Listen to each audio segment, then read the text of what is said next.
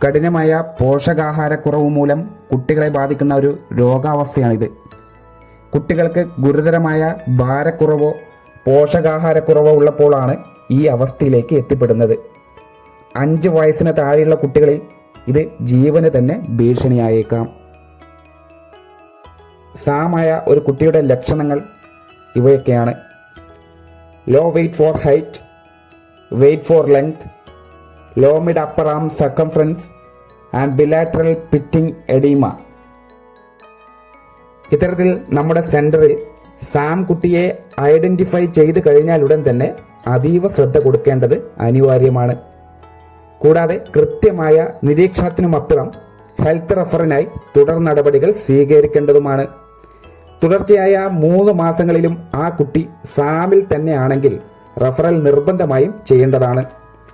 ഇത്തരത്തിലുള്ള കുട്ടികളെ പോഷൻ ട്രാക്കറിൽ എളുപ്പത്തിൽ കണ്ടുപിടിക്കാം. അതിന് ഓരോ കുട്ടികളുടെയും വളർച്ചാ പുരോഗതി ഓരോ കളർ കോഡായി തന്നെ പോഷൻ ട്രാക്കറിൽ സെറ്റ് ചെയ്തിട്ടുണ്ട്. ചുവന്ന നിറം സാം കുട്ടികളെ അറിയുന്നതിന് സൂചിപ്പിക്കുന്നു.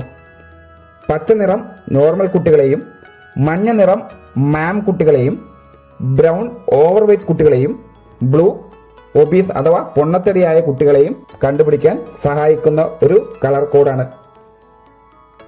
ഇത്തരത്തിൽ 5 കളർ കോഡാണ് പോഷൻ ട്രാക്കറിൽ കുട്ടികളുടെ ആരോഗ്യ അവസ്ഥ തിരിച്ചറിയാൻ വേണ്ടി എളുപ്പത്തിൽ കൊടുത്തിട്ടുള്ളത്. ഓരോ മാസത്തിലും വളർച്ചാ നിരീക്ഷണം രേഖപ്പെടുത്തി കഴിയുമ്പോൾ ഇത്തരത്തിൽ കുട്ടികളുടെ കളർ കോഡ് സഹിതം വളർച്ചാ പുരോഗതി പോഷൻ ട്രാക്കറിൽ കാണാൻ സാധിക്കും. ഇതിലെ പ്രത്യേകത, തനത് മാസത്തിൽ രേഖപ്പെടുത്തലുകൾ പൂർത്തിയാവുമ്പോൾ തന്നെ ആ കുട്ടി സാമിലാണോ അല്ലെങ്കിൽ മാമിലാണോ അല്ലെങ്കിൽ നോർമലാണോ എന്ന് ഇപ്രകാരം മനസ്സിലാക്കാൻ സാധിക്കും. ഇന്ന് ടീച്ചർ കുട്ടികളുടെ പ്രൊഫൈലിൽ എന്തെങ്കിലും ഒരു കാര്യം അപ്ഡേറ്റ് ചെയ്താൽ, അതായത് പേര് തിരുത്തുകയോ അല്ലെങ്കിൽ മൊബൈൽ നമ്പർ ആഡ് ചെയ്യുകയോ അല്ലാതെ വേറെ എന്തെങ്കിലും അതിനകത്തേക്ക് ആ പ്രൊഫൈലിൽ ഒരു അപ്ഡേഷൻ നടത്തിയിട്ടുണ്ടെങ്കിൽ അന്നത്തെ ദിവസം ആ കുട്ടിയുടെ വളർച്ചാ നിരീക്ഷണം രേഖപ്പെടുത്താൻ സാധിക്കില്ല എന്നുള്ളത് മനസ്സിലാക്കുക. ഒപ്പം തന്നെ മൈഗ്രേറ്റ് ഔട്ട് ഓപ്ഷൻ വഴി താൽക്കാലികമായി മാറ്റി നിർത്താൻ ഉദ്ദേശിച്ചിട്ടുണ്ടെങ്കിലും അന്ന് അതും നടക്കില്ല. വളർച്ചാ നിരീക്ഷണം നടത്തിയതിനു ശേഷം മാത്രമാണ് കുട്ടികളുടെ നിലവിലെ ഹെൽത്ത് സ്റ്റാറ്റസ് അറിയുക. അതിന് 2 ഓപ്ഷൻ വഴി കുട്ടികളുടെ വളർച്ചാ നിരീക്ഷണം നമുക്ക് രേഖപ്പെടുത്താം. ഒന്ന്, ഇൻഡിവിജ്വൽ പ്രൊഫൈലിൽ കയറി ഗ്രോത്ത് മോണിറ്ററിംഗ് എന്നുള്ള ഭാഗം സെലക്ട് ചെയ്തുകൊണ്ട് നമുക്ക് വളർച്ചാ നിരീക്ഷണം രേഖപ്പെടുത്താൻ കഴിയും. അതല്ലെങ്കിൽ ആക്ടിവിറ്റി ഡാഷ്ബോർഡിൽ കാണുന്ന ഈ ഭാഗത്തിൽ ക്ലിക്ക് ചെയ്ത് കഴിഞ്ഞ് നമുക്ക് നേരിട്ട് തന്നെ കുട്ടികളുടെ വളർച്ചാ നിരീക്ഷണം രേഖപ്പെടുത്താൻ കഴിയും. ഒരു മാസത്തിൽ ഒരു കുട്ടിയുടെ വളർച്ചാ നിരീക്ഷണം ഒരു തവണ മാത്രമേ രേഖപ്പെടുത്താൻ സാധിക്കുകയുള്ളൂ. എന്നാൽ സാമിൽ വന്ന കുട്ടിയുടെ വളർച്ചാ നിരീക്ഷണം 1-ൽ കൂടുതൽ തവണ നമുക്ക് രേഖപ്പെടുത്താം. ഈ ഓപ്ഷൻ വച്ചത് തന്നെ ആ കുട്ടിയെ നമ്മൾ ഇടവിട്ടുള്ള നിരീക്ഷണം ഉറപ്പുവരുത്താനാണ്. ഇത്തരത്തിൽ പ്രൊഫൈലിൽ സാം എന്ന് കണ്ടു കഴിഞ്ഞാൽ ടീച്ചർമാർ പോഷൻ ട്രാക്കർ വഴി ചെയ്യേണ്ട പ്രധാനപ്പെട്ട വിവരങ്ങൾ കൃത്യമായി അറിഞ്ഞിരിക്കണം. സാമിൽ വന്ന കുട്ടിയുടെ പ്രൊഫൈലിൽ ഇപ്രകാരം ഓപ്പൺ ചെയ്യുക. ഇത് പ്രകാരം സാം എന്ന് കാണാം. സാമിൽ ക്ലിക്ക് ചെയ്യുമ്പോൾ വീണ്ടും ഗ്രോത്ത് മോണിറ്ററിംഗ് രേഖപ്പെടുത്താനുള്ള പേജ് ഓപ്പൺ ആയി വരും. ഇതിൽ നിങ്ങൾ രേഖപ്പെടുത്തുമ്പോൾ മുൻപത്തെ തീയതിയിൽ രേഖപ്പെടുത്തിയ ഹൈറ്റിനേക്കാൾ കുറഞ്ഞു പോവരുത് തത്സമയം നിങ്ങൾ രേഖപ്പെടുത്തുന്ന ആ കുട്ടിയുടെ ഹൈറ്റ്. അങ്ങനെ സംഭവിച്ചാൽ അത് രേഖപ്പെടുത്താൻ കഴിയില്ല.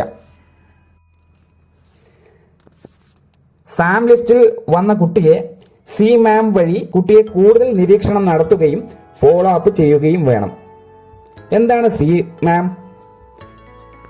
സി മാം എന്നാൽ community based management of acute Mal nutrition എന്നാണ് മുഴുവൻ നാമം. പോഷകാഹാരക്കുറവുള്ള നമ്മുടെ സെന്ററിലെ കുട്ടികളെ കൂടുതൽ നിരീക്ഷിക്കാനും ഫോളോ അപ്പ് ചെയ്യാനും സഹായിക്കുന്നു. എങ്ങനെയെന്ന് കൃത്യമായി മനസ്സിലാക്കാം. ഇത്തരത്തിൽ സാം എന്ന് കണ്ട കുട്ടികളെ പ്രൊഫൈലിൽ കയറി റഫറൽ സ്റ്റാറ്റസ് എന്ന ഭാഗം ക്ലിക്ക് ചെയ്യുക. ഇതിൽ ഓരോ വിഭാഗത്തിൽ വന്ന കുട്ടികൾക്കും നമ്മൾ എടുക്കേണ്ട ആക്ഷനുകളെ കുറിച്ച് പ്രത്യേകം പറയുന്നുണ്ട്. അത് നമ്മൾ വ്യക്തമായി അറിഞ്ഞിരിക്കണം. ഇവിടെ വന്ന ഈ സാം കുട്ടിയെ refer to health care click ചെയ്യുമ്പോൾ ഇത് പ്രകാരം പേജ് വരും. ഈ ഭാഗത്ത് നമ്മൾ ചെയ്യേണ്ടത് എവിടെയാണ് ഈ സാം കുട്ടിയെ നമ്മൾ റെഫർ ചെയ്യേണ്ടത് എന്ന് ഉറപ്പാക്കിയ ശേഷം ഹോസ്പിറ്റൽ തിരഞ്ഞെടുക്കുക. ശേഷം റെഫറൽ ഡേറ്റ് ആണ് കാണുന്നത്. ഈ റെഫറൽ ഡേറ്റ് അറിഞ്ഞത് പ്രകാരം അത് കലണ്ടർ മാർക്ക് ക്ലിക്ക് ചെയ്ത് സെലക്ട് ചെയ്യുക. അത് സബ്മിറ്റ് ചെയ്ത് കഴിഞ്ഞാൽ ഇത് പ്രകാരം കുട്ടിയുടെ പ്രൊഫൈലിൽ നമ്മൾ റെഫർ ചെയ്ത ഹോസ്പിറ്റലിന്റെ വിവരങ്ങൾ ഒപ്പം ബുക്കിംഗ് ഡേറ്റും തെളിഞ്ഞു വരും. തുടർന്ന് റെഫറൽ സ്വീകരിച്ചു കഴിഞ്ഞാൽ അപ്ഡേറ്റ് എന്ന് കാണുന്ന ബട്ടൺ ക്ലിക്ക് ചെയ്ത് അടുത്ത ഘട്ടത്തിലേക്ക് പോവുക. ഇവിടെ അഡ്മിഷൻ സ്റ്റാറ്റസ് എന്ന് കാണാം. അതിൽ 2 ഓപ്ഷനുകൾ ഉണ്ടാവും. കുട്ടി അഡ്മിറ്റ് ആയി എങ്കിൽ അഡ്മിറ്റ് ബട്ടൺ ക്ലിക്ക് ചെയ്യുക. തുടർന്ന് കാണുന്ന കലണ്ടർ ക്ലിക്ക് ചെയ്ത് അഡ്മിറ്റ് ആയ ഡേറ്റും സെലക്ട് ചെയ്ത് സബ്മിറ്റ് കൊടുക്കുക. അപ്പോൾ ഇപ്രകാരം ഒരു അലേർട്ട് മെസ്സേജ് വരും.